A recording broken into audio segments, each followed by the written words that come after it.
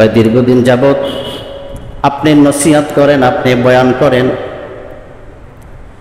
মুসল্লিরা কানাহসা করেন, আমাদেরকে ডাকেন আর বলেন এই ব্যাপার কি? তোমার ওস্তাদজি যখন বয়ান করে বয়ানের শব্দ কানে আসার আগেই মুখ থেকে মেশকের ঘেরান আসে, বিষয়টা কি জানোনি? হযরত বলতে হবে, যাইতে আইতে শুধু এই কথাই মানুষ প্রশ্ন করে। হযরতে হাকিম, কেউ বলেছে হযরতে হাফস রহমাতুল্লাহ আলাইহি, রাতে ঘুমের চোখে আল্লাহর রাসূল সাল্লাল্লাহু আলাইহি ওয়াসাল্লাম, কি বলবেন, রাসূলের নাম শুনলে, রাসূলের নাম শুনলে দিলের ভিতরে কম্পন হইতে, কম্পন হইতে। দেখেন নাই ওই যে ছোট্ট বাচ্চা আল্লাহ রসুলের ইশক নিয়ে গজল লেখছে, আমি এ হৃদয়ে এঁকেছি তোমারি ছবি, ওগো কামনিওয়ালা, ওগো নাবিওয়ালা, মুহাম্মাদুর রাসূলুল্লাহ, মুহাম্মাদুর রাসূলুল্লাহ, সুবহানাল্লাহ। এই দিলের ভিতরে আল্লাহর রসুলের ছবি আঁকছেন। কেমনে আঁকছেন? কেমনে আঁকছেন? দুনিয়ার কোনো কলম দিয়ে আঁকে নাই, দিলের কলম দিয়ে লাগছেন, দিলের কলম দিয়ে লাগছে। দিলের কলম এমন এক কলম যেটা একবার লেখে আর জিন্দেগি ভিতর এটা আর কখনো শেষ হয় না। দিলের ভিতরে একবার রসুলের মুহাব্বত আর ইশক ঢুকে গেলে কখনো এটা শেষ হয় না। এজন্য দিলের ভিতরে রসুল মুহাব্বত আর ইশক থাকলে, রসুলের কথা কানে গেলে দিল থেকেই চলে আসবে কি সাল্লাল্লাহু। আল্লাহর রসুল স্বপ্নে আমার কাছে আসেন, এসে আমাকে বলে, এ হাফস, কোরআন নাজিল হয়েছে আমার উপর, আর এই আমার নাজিলকৃত কোরআন তুই তোর জবান দিয়া পড়তেছিস, তোর জবান এত দামি, এত দামি, আয় আয় তোর জবানের সাথে একটু আমি আমার জবানটা লাগাই দেই, তোর জবানটা এত দামি। সুবহানাল্লাহ। আল্লাহ রাসূল সাল্লাল্লাহু আলাইহি ওয়াসাল্লাম স্বপ্নের যুগে স্বপ্নে এসে হাফস রাহমাতুল্লাহ আলাইহির ঠোঁটের সাথে চুমু খাইছেন। হযরতে হাকিম বলে, এরপর থেকে আমি যখন যে কোনো জায়গায় কথা বলতে শুরু করলেই আমার জবান থেকে মেশকের ঘ্রাণ চলে আসে। রসুলের মুখের সুগন্ধ, এত সুগন্ধ, এত মেশক পৃথিবীর ভিতরে কোনো এখনো পর্যন্ত আবিষ্কারক কোনো ঘ্রাণযুক্ত কোনো বস্তু এখন আবিষ্কার করতে পারে নাই। শুধু কি তাই, রসুলের জবানের ভিতরে এমন সুগন্ধি, এমন ঘ্রাণ ছিল। শুধু কি তাই, আল্লাহ রসুল কোথাও কখনো হাসতে নইলে, যখন হাসতে আওয়াজ করতো আল্লাহ রসুল কখনোই হাসেনি। হ্যাঁ, কিছু কিছু সময় হাসছে। আল্লাহ রসুল হাসতে শুরু করলেই দাঁতগুলো মুক্তা দানার মতো প্রকাশিত হয়ে থাকত। এবং কি অন্ধকার জায়গায় যদি আল্লাহ রসুল হাসতো, আল্লাহ রসুলের মুখের হাসির কারণে অন্ধকার জায়গা সব প্রকাশিত হয়ে যেত। আল্লাহ রসুলের মুখে এত আলো আর এত সুগন্ধি ছিল। কেন? মেসওয়াক করার কারণে। কি করার কারণে? মেসওয়াক এত গুরুত্বপূর্ণ এক ইবাদত। আল্লাহ রাসূল সাল্লাল্লাহু আলাইহি ওয়াসাল্লাম বলেন, জিবরাইল আমিন আমার কাছে যতবার আসছে ততবারে আমাকে একটা আদেশ দিয়েছে, সেটা হলো মেসওয়াকের আদেশ। ইবনে কাসির বলেন, আল্লাহ রাসূল সাল্লাল্লাহু আলাইহি ওয়াসাল্লামের নিকট জিবরাইল আমিন সর্বমোট 24,000 বার আসছেন, আর 24,000 বারেই মেসওয়াকের আদেশ দিচ্ছেন। সমস্ত নবীদের নিকট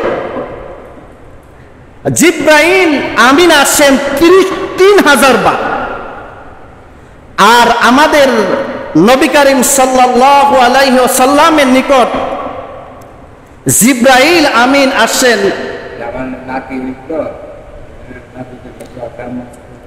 ২৪,০০০ বার। কত হাজার বার?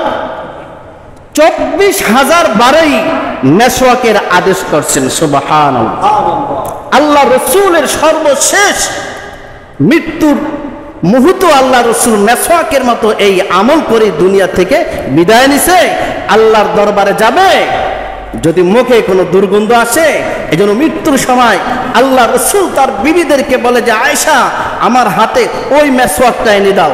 আল্লাহ রসুল মৃত্যুর সময় ওই মেসওয়াকের মতো আমল করছেন।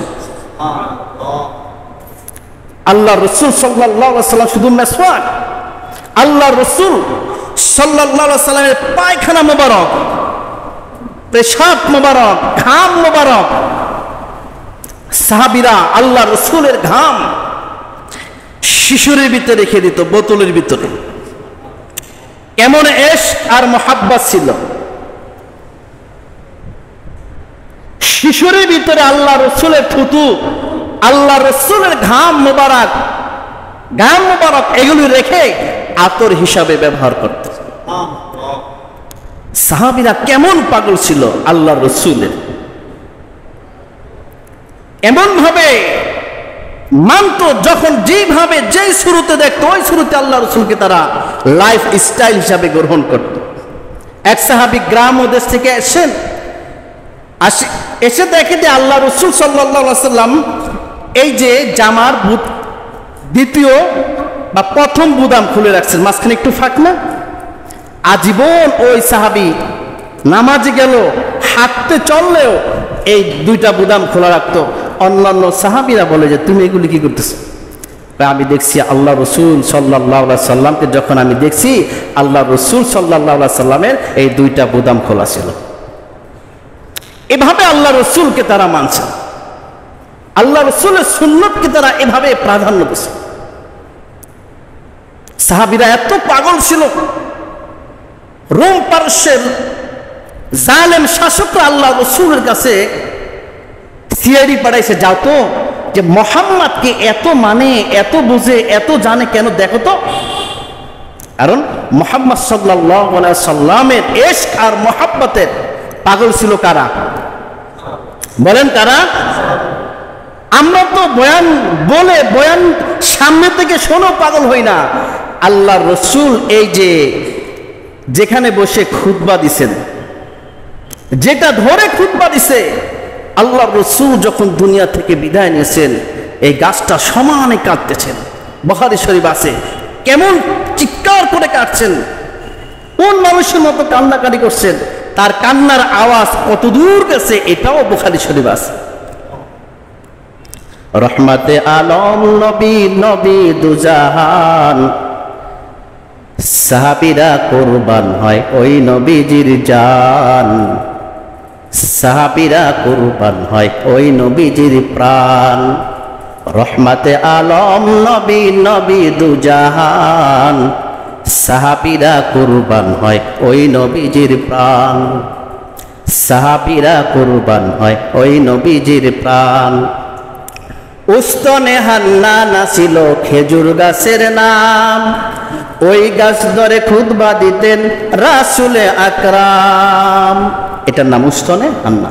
উস্তনে হান্নানা ছিল খেজুর গাছের নাম, ওই গাছ ধরে খুতবা দিতেন রাসূলে আকরাম। তার বিরহে আজি কান্দিতে রয়, তার বিরহে আজি কান্দিতে রয়। রহমতে আলম নবী, নবী দুজাহান, সাহাবীরা কুরবান হয় ওই নবীজির প্রাণ। সুবহানাল্লাহ। সাহাবীদের জীবন জৈবন সব আল্লাহ রসুলের উপর রক্ষ করে দিয়েছে। রোম পারস্যের এই সিআইডির আল্লাহ রসুলের নিকট আসলেন, এসে দেখে আল্লাহ রসুল গোসল করেন, সাহাবীরা গোসলের পানি নিয়ে কারাকারি করতেছে। তার আগে কে গোসলের পানি নিয়ে তাদের শরীরে লাগাইবেন। আল্লাহ রসুল থুতু মুবারক ফালান, সাহাবীরা কারাকারি করতেছেন, কার আগে কে আল্লাহ রসুলের মুখ থেকে থুতু মুবারক নেবেন। আল্লাহর রসুল স্যাপ ফালান, স্যাপ নিয়ে কারাকারি করতেছেন, সাহাবীরা কার আগে কে নেবেন। আল্লাহ রসুল বলো, আমার সাহাবীরা, এগুলোতে আমি আল্লাহ রসুল সন্তুষ্ট নয়। আল্লাহর তরফ থেকে যে বিধান নিয়ে আসছি, যে কোরআন নিয়ে আসছি, কোরআন নিয়ে, এই কোরআন মানলে আমি আল্লাহর রসুল খুশি। এগুলোতে আমি আল্লাহ রসুল খুশি নয়। আমি খুশি কিসে? কোরআনের উপর আমল করলে আমি আল্লাহ রসুল খুশি। সাহাবীরা বলতেছেন, ইয়া রাসূলুল্লাহ সাল্লাল্লাহু আলাইহি সাল্লাম, আপনি মানুষ, আমরা মানুষ, আপনি বিবাহ করেন, আমরা বিবাহ করি, আপনি পায়খানা করেন, আমরাও পায়খানা করি, আপনি নবী, আমরা নবী না, তবে দেখতে চাই নবীদের পায়খানা কিরকম। আল্লাহ রসুল সাল্লাল্লাহু আলাইহি সাল্লাম বলে, ঠিক আছে দেখাবো। আল্লাহর রসুল পায়খানা মোবারক করলেন, পায়খানা মোবারক করে আবার চলে আসলেন। সাহাবীরা সেই জায়গায় গেলেন যেখানে পায়খানা মোবারক করছেন। জায়গায় পায়খানা নাই, সুগন্ধি জায়গা প্রকাশ হইতেছেন। কি নাই বলেন? যেরকম জায়গায় পায়খানা নাই। সমস্ত সাহাবীরা আল্লাহর রাসূলের নিকট আবার আসছেন, ইয়া রাসূলুল্লাহ সাল্লাল্লাহু আলাইহি সাল্লাম, বলতেই হবে পায়খানা কি করছেন। আপনি যেখানে পায়খানা করছেন সেখানে আমরা গিয়েছি, পায়খানা দেখলাম না, সুগন্ধি ওখান থেকে প্রকাশ হইতেছে। আল্লাহ রসুল বলে, ও আমার সাহাবীরা, শুধু আমি নয়, এই পৃথিবীর ভিতরে যত নবী আসছেন, যত রাসূল আসছে, পয়গম্বর আসছেন, কোন নবী রাসূলের পায়খানা আজ পর্যন্ত পৃথিবীর কোনো উম্মত দেখতে পারে নাই। সুতরাং আমি যেখানে পায়খানা মোবারক করলাম, মাটি সম্মান সহকারে খেয়ে মাটি তার নিজ জায়গা থেকে সুগন্ধি জায়গা প্রকাশ করে দিয়েছেন। আল্লাহ রসুলের পায়খানা মোবারক কত কি বলেন না দামি। জামালউদ্দিন সন্দীপী রাহিমাহুল্লাহ বলেন, আল্লাহ রসুলের পেশাব মোবারক, আল্লাহ রসুল ঘর থেকে রাত্রে বের হইতো না। আমাদেরকে বলছে, তোমরা উন্মুক্ত আসমানে নিচে রাত্রে ঘুমাসবা না, চলাফেরা করবা না, ক্ষতি হওয়ার সম্ভাবনা আছে রাত্রে ঘর থেকে না বের হওয়াটা। আল্লাহ রসুল বের হয় নাই। তার জিন্দিগির ভিতরে একটাই খাদেম ছিল, রাত্রে প্রস্রাব করলেন, খাদেমকে বললেন, যাও এটা ফেলে দিয়ে আসো। খাদেম খুব দ্রুত চলে আসলেন। আল্লাহ রসুল বলে, ও আমার খাদেম, এত দ্রুত চলে আসলা, ব্যাপার কি? খাদেম বলতেছি, ইয়া রাসূলুল্লাহ সাল্লাল্লাহু আলাইহি সাল্লাম, বলেন না সাল্লাল্লাহু আলাইহি ওয়াসাল্লাম, আমি পেশাব মোবারক ফালায় দেই নাই, কি করছো? খেয়ে ফেলছি। কে বলছে তোমাকে খাবার জন্য? মানুষের পেশাব খাওয়া তো ইবাদত নয়। ইয়া রাসূলুল্লাহ, আমি আবেগে খাইছি। আবেগ কিসে খাইছি? আবেগে খেয়ে ফেলছি। আল্লাহর রাসূল বলে, খাইছো কেমন লাগলো? সাহাবী বলতেছি, ইয়া রাসূলুল্লাহ, আসমান জমিনের মাঝখানে এত সুন্দর সুগন্ধি আর এত সুন্দর টেস্টি শরবত কখনো খাই তো দূরের কথা, দেখিও নাই। ও আমার সাহাবী, আমার পেশাব মোবারক তোমার শরীরের ভিতরে ঢুকে গেছে। আল্লাহর কসম, এই শরীর কখনো জাহান্নামের আগুন স্পর্শ করবে না। রাসূলের এক একটা সুন্নতের কত দাম হতে পারে, এই কথা বলতে যাই আমি এই কথা বললাম। হযরতে হাফস রাহমাতুল্লাহ আলাইহি বলেন, আল্লাহর রাসূল এসে আমাকে যখন চুমো দিয়েছেন, থুতু মোবারক খাওয়াইছেন, এরপর থেকে আমি যে কোনো জায়গায়, যে কোনো মজলিসে কথা বললেই আমার কথার আওয়াজের আগে আল্লাহ তাআলার কুদরত, নবীর মোবারক থুতুর ঘেরানটা আল্লাহ তাআলা তোমাদের নাকে পৌঁছায় দেন। হযরতে হাফস এখানে বয়ান করলে, আল্লাহ রসুল যদি এখানে বয়ান করত, যত দূর তার চোখের আলো যাইত, ওই পর্যন্তই আল্লাহ তাআলা আল্লাহ রসুলের কথা সাহাবীদের কানে পৌঁছায় দিত। আল্লাহ রসুল যখন বয়ান করতেন এভাবে একটা ঘুলা দিতেন। আপনাদেরকে ভিডিও করে ফেলছে, আল্লাহ রসুলের চোখের ভিতরে সব চলে গেছে। এখন সাহাবী কে কোন প্রান্তে আছে আল্লাহ রসুল সব বলতে পারে। একদিন এক বালক, এক বালক অমুসলিম, সবাই আল্লাহ রসুলের বয়ান শুনে, দেখি না আমি একটু যাই। যেমন আবু জাহেল আল্লাহ রসুল বয়ানকে নষ্ট করার জন্য 3 থেকে 4 জন পাঠাচ্ছে, যাও তো, যে মোহাম্মদের কথা মানুষ এত শুনে কি বলে, যাও তো। আল্লাহ রসুলের মজলিসের ভিতরে তারা এসে গেছেন, আল্লাহ রসুল বয়ান শুরু করছেন। এখন আল্লাহ রসুল যখন বয়ান করেন, সাহাবীরা এমন ভাবে বসতেন যে পাখি এসে আদার খেলে তারপরে মাথার উপর থেকে চলে যেত, তারপরে সাহাবীদের মাথা লড়তো না। সাহাবীরা বলে যে আল্লাহ রসুলের মজলিসের কদর এভাবে আমরা করতাম, আমরা যখন বসে থাকতাম একের মাথা একের সাথে এভাবে লাগতো, বিছানার চাদর আমাদের মাথার উপর ফালায় রাখতো, এসকম বেশকম কিছু বোঝা যাইতো না। এমন ভাবে আল্লাহ রসুলের কথাগুলো শুনতো। ওই যে 4 জন কাফের আবু জাহেলের পক্ষ থেকে আসছে, তারা তখন এই কাফেলার ভিতরে ঢুকে গেছে। যখন আল্লাহ রসুলের এই কথা যেভাবে সাহাবীরা মনোযোগী সহকারে শুনতেছেন, তারাও শোনা শুরু করলেন। এক পর্যায়ে তাদের দিল থেকে শিরকিয়াত কেটে গেছে। কি কেটে গেছে বলেন? শিরকিয়াত কেটে গেছে। আসছে কি? শিরক নিয়া, কুফর নিয়া। আল্লাহ রসুল দাওয়াত দেয় না, শুধু কেবল বয়ান করছে, বয়ান শুনছে। জাগার ভিতরে কয়, কি রে, যার পিছে ঘুরি ওইটা তো নাদান, ওটা তো আমাদেরকে দুনিয়া আখিরাত সব হারাইবে। যার সামনে বসছি, যাদের ভিতরে বসছি, যাদের সাথে আমরা বৈশা পড়ছি, তাদের সাথে যদি আমরা আজীবন বৈশা যাই, আমাদের দুনিয়া আখিরাত সব ধন্য হয়ে যাবে। আল্লাহ রসুল সাল্লাল্লাহু আলাইহি সাল্লাম অনেক দূরে হয়েছে। আল্লাহ রসুলের চাচা ঘর থেকে বের হইতেছে। আল্লাহ রসুল বলে, এই সাহাবীরা যে যেখানে আসো ওখানে বসে যাও। এই কথার আওয়াজ তার চাচা অনেক দূর থেকে শুনছে, ওখানেই বৈশা দিছে। মজলিস শেষ হয়ে গেছে, ওখান থেকে এখন উঠে না। সাহাবীরা কি ব্যাপার, বৈশাছেন কেন? ওই যে আল্লাহ রসুল বলছে যে যেখানে আসো ওখানে বৈশা দাও, আমি এখানে বৈশা গেছি। সুবহানাল্লাহ, কিভাবে সাহাবীরা আল্লাহ রসুলকে মানছেন। ওই যে ছোট্ট বালক আল্লাহ রসুলের এই বয়ানের মজলিসের ভিতরে ঢুকে গেছে।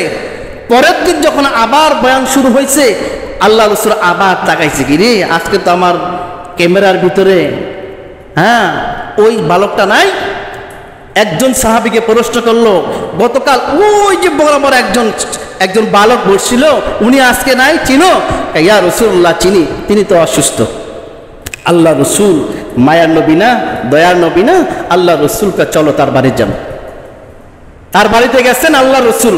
সুবহানাল্লাহ, আল্লাহ রসুল তার বাড়িতে গেছে। পৃথিবী সব আল্লাহ রসুলের কাছে আসে, আর আল্লাহ রসুল ওই বালকের বাড়িতে চলে গেছে।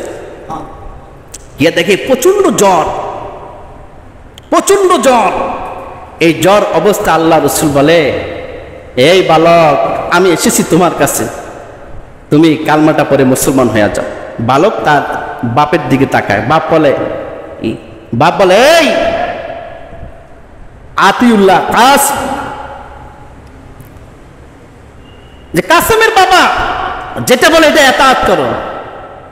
অর্থাৎ আমার দিকে না তাকিয়ে আল্লাহর রসুল যেটা বলে তুমি সেটা মেনে নাও। আল্লাহ রসুল বলে, লা ইলাহা ইল্লাল্লাহু মুহাম্মাদুর রাসূলুল্লাহ। ওই বালকের মৃত্যু হইতেছেন, আল্লাহর রসুল বালকের 2 চোখের দিকে তাকায়। ওই বালক আল্লাহর রসুলের 2 চোখের দিকে তাকান, 4 চোখের মিলন। এই অবস্থায় ওই বালকের মৃত্যু হয়ে যান। আল্লাহ রসুল সাল্লাল্লাহু আলাইহি সাল্লামকে যেভাবে সাহাবীরা মানত, যেভাবে সম্মান করত, যেভাবে ইজ্জত দিত, যেভাবে চিনত, আল্লাহ রসুল সাহাবীদেরকে ওইভাবেই কদর করত, চিনত। না, যে যারে চিনে সে তারে কিনে, যে তারে বোঝে সে তারে খোঁজে, যে যারে মানে সে তারে, যে যারে জানে সে তারে মানে। আল্লাহ রসুলকে মানত, চিনত, বসত। এই জন্য আল্লাহ রসুলকে সমস্ত সাহাবীরা খুঁজে বেড়াইত। ঠিক কিনা? কি বলেন, ঠিক কিনা? আল্লাহ সুবহানাহু তাআলা রাসূলের সুন্নাত, রাসূলের এক একটা সুন্নত কত দামি, কত দামি। আমরা মনে করি ছোট্ট, এটা মানবো কেন, বড়টাই মানি। আরে আল্লাহর কাছে তো বড়টা যে কবুল হবে এটা কোনো সিকিউরিটি নাই, এটা কোনো কি নাই বলেন না, সিকিউরিটি নাই। কিন্তু ছোট্টটা যে কবুল হয় তার গ্যারান্টি আছে। খলিফা হারুন আর রশিদের বিবি উম্মে জুবায়দা, নাম কি? উম্মে জুবায়দা। ইসলামের জন্য তিনি যে পরিমাণ অর্থ কোরবানি করছেন, আকাবের হযরতরা বলে আসমান জমিনের উপর, এরপরে আজ পর্যন্ত কেউ করে নাই। ইরাক থেকে সৌদি আরব প্রায় 1400-1450 কিলোমিটার দূরত্ব। শুধু কেবল হজে আসবে সাথীরা, হজ যাত্রীরা হজে আসবে, এজন্য তিনি নিজে তার নিজের অর্থ খরচ করে রাস্তা বানায় দিছে। তার উপার্জিত যত টাকা ছিল ওই বিবি উম্মে জুবায়দা এই টাকা সব খরচ করে ইরাক থেকে আরাফা জিদ্দা পর্যন্ত তিনি কি করছে বলেন না, রাস্তা, শুধু রাস্তা নয়, রাস্তার পাশে পাশে তিনি ছাউনি করছেন, মাদ্রাসা করছেন, ডাক্তারখানা করছেন, যে অনেক সাথীরা সফরে আসবে, অসুস্থ হয়ে যাবে, ডাক্তার কোথায় পাবে? বিভিন্ন রাস্তার প্রান্তে প্রান্তে ডাক্তারখানা আছে, বিভিন্ন রাস্তার প্রান্তে প্রান্তে ছাউনিখানা আছে, বিভিন্ন রাস্তার প্রান্তে প্রান্তে বিনামূল্যে হস্টেল আছে। এখানে আসবে, এখানে খাবে।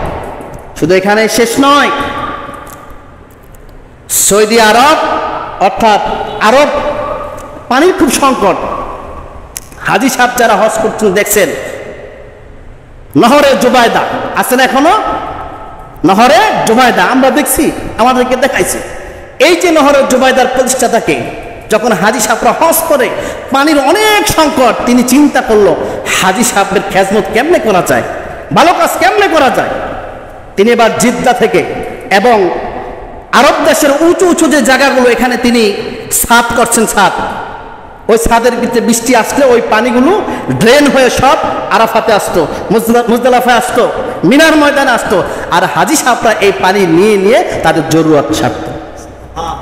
এই জন্য এখনো দেখবেন আছে ওই নহরে জুবায়দা, বীর জুবায়দা, এগুলো এখনো আছে আরব দেশে। এখনো মানুষ গেলে দেখে, হাজী সাহেবকে দেখান, এই যে সেই কত শত বছর আগে এগুলো তিনি তার নিজের অর্থ দ্বারা তৈরি করছেন, একজন নারী হয়ে। বলেন না, কি হয়ে?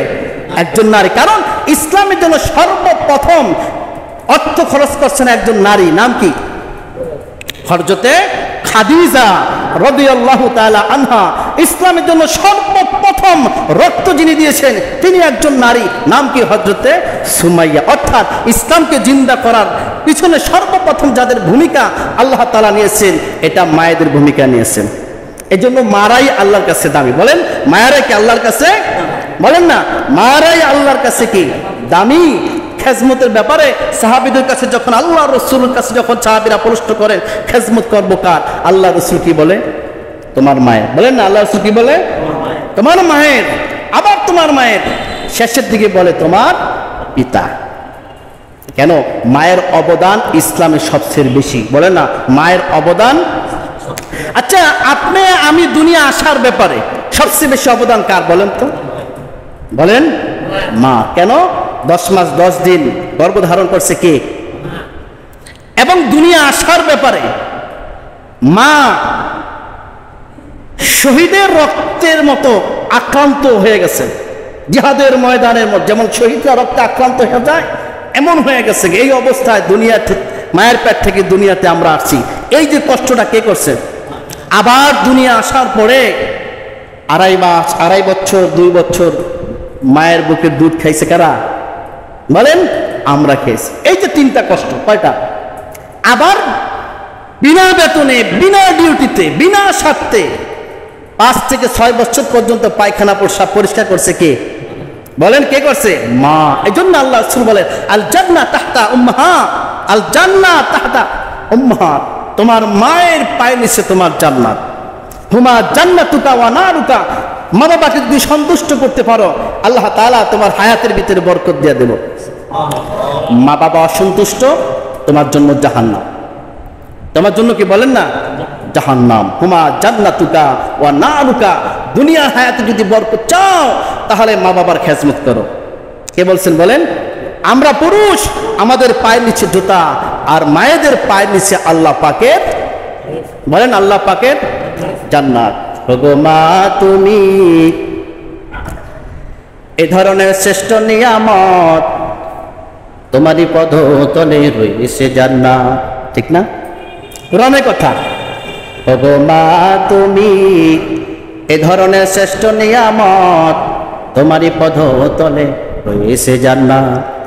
এ পৃথিবী থাকতে হগ ফুল পাখিহীন, এ পৃথিবী থাকতে হগ মায়া মোহহীন, যদি না পেত মায়ের, যদি না পেত মায়ের মায়ারি হাত, যদি না পেত মায়ের মায়ারি হাত। ওগো মা তুমি এ ধরনের শ্রেষ্ঠ নিয়ামত, তোমারই পদতলে রয়েছে জান্নাত। ঠিক না?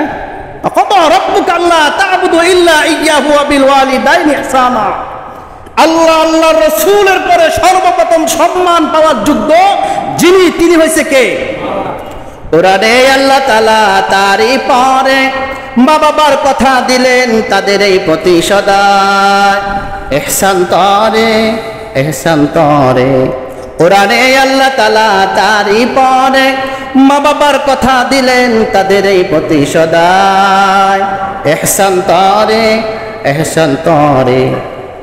তাদের এই শান্তে হয় যে রব শান্ত, তাদের এই রাগিতে হয় যে রব শান্ত, তাদের এই শান্তে হয় যে রব শান্ত, তাদের এই রাগিতে হয় যে রব শান্ত। খোদারি রহম তারা, খোদারি রহম তারা এ ধরার দরকার, খোদারি রহম তারা এ ধরার দরকার। ওগো মা তুমি এ ধরনের শ্রেষ্ঠ নিয়ামত, তোমারই পদতলে রয়েছে জান্নাত। কার পদতলে বলেন? এজন্য পিতা মাতার খেজমত করো। বলেন পিতা মাতার খেজমত কখনো কমতি করবো না। যত লাইনে আপনি আছে কমতি করেন, পিতা মাতার খেজমতের সময় বন্ধু আপনি কমতি করেন না। আপনার বরকত দিব কে? বলেন আপনার হায়াতে বরকত দিব, আপনার রিজিকে বরকত দিব, আপনার ব্যবসা বাণিজ্যে বরকত দিব। পিতা মাতাকে আপনি সন্তুষ্ট করতে পারেন। ঠিক কিনা? তো মা, মা যদি দিন বুঝে, আজকে পৃথিবীর ভিতরে যত মানুষ আল্লাহর ওলি হয়েছেন, যত মানুষ দিন পাইছেন, এর পিছনে ভূমিকা কার বলেন? হযরত ইলিয়াস সাহেব রহমাতুল্লাহ আলাইহি, আজকে তার দাওয়াত মিশন পুরা বিশ্ব চরাচরের ভিতরে, এটার সর্বপ্রথম ভূমিকা কার জানেন? তার নানি। কার বলেন? তার নানি। ছেলে নাই, মেয়ে, ফিকির করছে যে আল্লাহ আমার তো ছেলে নাই, আমাকে তুমি যেহেতু মেয়ে দিছ, আমি আমার মেয়েটা একজন আলেমের কাছে আমি বিবাহ দেব। ইলিয়াস সাহেব রহমাতুল্লাহ আলাইহির বাবা ছিল কি বলেন?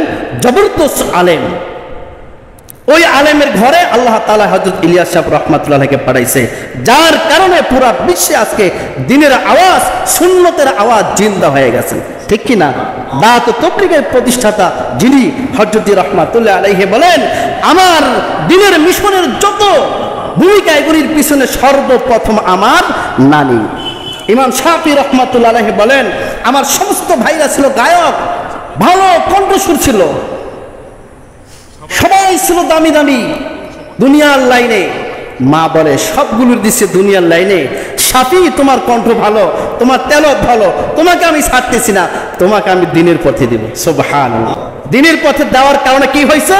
ইমাম শাফি হয়েছে 4 ইমামের এক ইমাম। শাফি বলে এই দুনিয়া, এই দ্বীনের লাইনে আসার পিছনে সর্বপ্রথম আমার ভূমিকা যে রাখেছেন তিনি কে বলেন? বলেন তিনি কে? তিনি মা। সুবহানাল্লাহ। এমন বললে বহুত বলা যায়। মায়ের ভূমিকা ফখরুদ্দিন রাজি রহমাতুল্লাহ আলাইহি, ফখরুদ্দিন রাজি রহমাতুল্লাহ আলাইহি যিনি তাফসীরে কাবীর লিখছেন, বাবা মারা গেছেন, বয়স 4 বছর 4 মাস 4 দিন। কত বয়স? 4 বছর 4 মাস 4 দিন। বাবা হারা, মা খুব পেরেশান, কি করব? চলে গেলেন একজন আলেম আল্লামা হামিদউদ্দিন নাগরী রাহিমাহুল্লাহ, ওনার নিকট চলে গেল। অসহায় এতিম সন্তানটাই ভাই বাড়ি থাকবে, নষ্ট হবে। হামিদউদ্দিন নাগরীর নিকট ছেলেকে বলল যে আপনাকে হাদিয়া দিলাম, তার বাপ নাই, আমি আমি মা, তাকে কোনো রকম ভাবে কোনো দিকে দেওয়ার সুযোগ আমি পাইতেছি না, আপনাকে হাদিয়া দিয়ে দিলাম, তাকে আপনি মানুষ বানাই দিন। সুবহানাল্লাহ। 2-3 দিন ছাত্র ফখরুদ্দিন রাজি, 4 বছর 4 মাস 4 দিন বয়স। কতটুক সন্তানটা বলেন, কতটুক? ছোট না? একবার ছোট না? আল্লাহ, মায়ের ভূমিকা কি দেখেন। মা সন্তান হই, একজন মা প্রেগনেন্ট, বাচ্চা দুনিয়া চলে আসছে, সমানে বাচ্চা কান্দে। এখন বাচ্চার কান্দা কেউ থামাইতে পারে না। কত হুজুরা আসে, এই দেয় ওই দেয়, এই পানি পড়া দেয়, এই দম দেয়, যায় না। একজন আলেম আসে, আসার পরে বাচ্চার কানে কানে আল্লাহর কালাম তেলাওয়াত করছে, আর বাচ্চা কান্দা থামাই দিছে। এখন বাচ্চা কান্দাটা থেমে গেছে। বাপ মা বলে, এত হুজুর, এত মৌলবী, এত কবিরাজ আসলো, কেউ তো পারলো না তার কান্দা থামাইতে। হুজুর আপনি কি করলেন যে হঠাৎ বাচ্চার কান্দা থামে গেল? আমি কিছুই করি নাই, আমি তার কানের ভিতরে আল্লাহর কালাম তেলাওয়াত করছি। আল্লাহর কালাম তেলাওয়াত করার কারণে থেমে গেল। কারণ এই জন্যই থেমে গেছে, গতকাল এই বাচ্চা আপনার পেটে ছিল, আপনি ওই সময় কোরআন তেলাওয়াত করছেন, তিনি খোরাক পাইছে। আজকে একই টাইম, এই টাইমে সে কোরআন তেলাওয়াতের আওয়াজ না পাওয়ার কারণে কাঁদতেছে। তার ক্ষুধা শুধু কোরআন তেলাওয়াত শোনাটা। মা কেমন ভাবে সন্তানকে মায়ের পেট থেকেই তৈয়ার করতেছেন। সুবহানাল্লাহ। কেমনে তৈরি করেন সন্তানদের, ঠিক কিনা ভাই? ফখরুদ্দিন রাজি রাহিমাহুল্লাহ আলাইহি পরের দিন হামিদউদ্দিন নাগরী বলেন, আসো আর কত খেলাধুলা করবা, শুরু করো, দেখি কি পড়ছো। এই যে সূরা ফাতিহা তেলাওয়াত শুরু করছে, করতে করতে একবারে 15 পড়া পর্যন্ত যাইতেই আছে। হামিদউদ্দিন নাগরী বলে, বসো। আজিব তো বিষয়টা, এতটুকু বাচ্চা এক টাইমে 15 পারা কোরআন শরীফ পড়ে। বিষয়টা কি? তার মার কাছে এক কাফেলা পাঠাইলো। বিষয়টা কি? আপনার সন্তান তো 15 পারা কোরআন শরীফ এক টাইমে পড়ে ফেলতে পারতেছে। কারণ কি? কারণ হইল, আমার এই সন্তান যখন আমার পেটে ছিল, ওই সময় আমি 15 পারা কোরআন শরীফ পড়ছিলাম। আচ্ছা, বিজ্ঞান এই কথাই বলছে। 4 মাস পরে বাপ, 4 মাস পরে মা যা করে, যা শুনে, যা দেখে, এগুলি সব সন্তানের মেমোরির ভিতরে জমা হয়ে যায়। দেখেন না, এখন সন্তানকে দুনিয়া আসার পরে শিক্ষিত দেওয়া যায়। আমাদের তো মোবাইল চালানো শিখতে সময় লাগছে। ছোট ছোট বাচ্চা 1 বছর 1.5 বছর মোবাইল চালাতে এখন আর শিখা লাগে না, পড়াশোনা করে না, এমনি সব বুঝে, এদিক টান দিলে এইটা হয়, ওদিক টান দিলে ওইটা হয়, ঠিক কিনা? এই জন্য মা, কি বলেন না, এই জন্য মা, এই জন্য মায়েদেরকে আমাদের দিন শিখাইতে হবে। বলেন কাদেরকে? মায়েদেরকে আমাদের দিন শিখাইতে হবে। উম্মে জুবাইদার মতো হইতে হবে। উম্মে জুবাইদা তার জিন্দেগীর সমস্ত অর্থ এক জায়গায় জমা করে ইরাক থেকে মক্কা, জিদ্দা থেকে আরাফা, আরাফা থেকে মুজদালিফা এবং বিভিন্ন জায়গায় যত টাকা তিনি খরচ করছে, এই টাকার পরিমাণ ওই যুগে 5900 কেজি স্বর্ণের দাম। কত? 5900 কেজি স্বর্ণের দাম। ওই পরিমাণ টাকা খরচ করে মানুষের খেজমত করছে কে বলেন? একজন মা। বলেন কে? একজন মা। মা যদি দিনদার হয়, এই দুনিয়া অটোমেটিক ভালো হয়ে যাবে। মা যত দিন থেকে দূরে যাবে, তত একজন মা যদি বেপরদায় চলে, শুধু মার নিজের ক্ষতি নয়। বলেন, একজন মা যদি বেপরদায় চলে, মায়ের নিজের ক্ষতি, নিজের জাহান্নাম কামায়, তা না, তার 3 পুরুষের ভিতরে কোনো অলি হবে না। কেউ বলছে 7 পুরুষের ভিতরে কোনো অলি হবে না। কেন? একজন মা বেপরদায় থাকার কারণে। নামাজি হবে। কি হবে বলেন না? নামাজি হবে। আগের জমানার মারা কত লজ্জাশীল ছিল, কত লজ্জাশীল।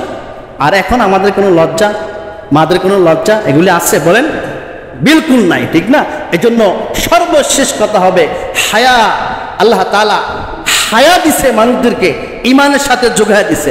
একটা মানুষকে একবার অর্ডার করলে, একবার বললে, যখন দেখবেন এই কথাটা মানুষ শোনে না, মনে করতে হবে তার হায়া লজ্জা নাই, সে ফিউজ হয়ে গেছে। ফিউজ কি হয়েছে বলেন না? ফিউজ। লজ্জাপতি গাছ আছে না, মানুষের টাচ লাগলে কি হয়? নিজেকে গুছায় ফেলে। তাই 1 বার 2 বার 3 বার দিনের কথা, ইসলামের কথা, সুন্নতের কথা বললে যদি দেখেন যে সে মানতেছে না, বুঝতে হবে সে বাল ফারা, তার বাল ফিউজ হয়ে গেছে। সে বাপ হওয়ার যোগ্য না, সে মা হওয়ার যোগ্য না, সে বিবি হওয়ার যোগ্য না। তাকে হসপিটাল নিতে হবে। ঠিক কিনা? এই জন্য আল্লাহ তাআলা আমাদের সবাইকে সুন্নতি জিন্দেগি করবার তৌফিক দান করুন, বলেন আমিন। সুন্নতের সাথে আমাদের জিন্দেগি অবলম্বন করবার তৌফিক আল্লাহ আমাদের সবাইকে দান করুক, বলেন আমিন।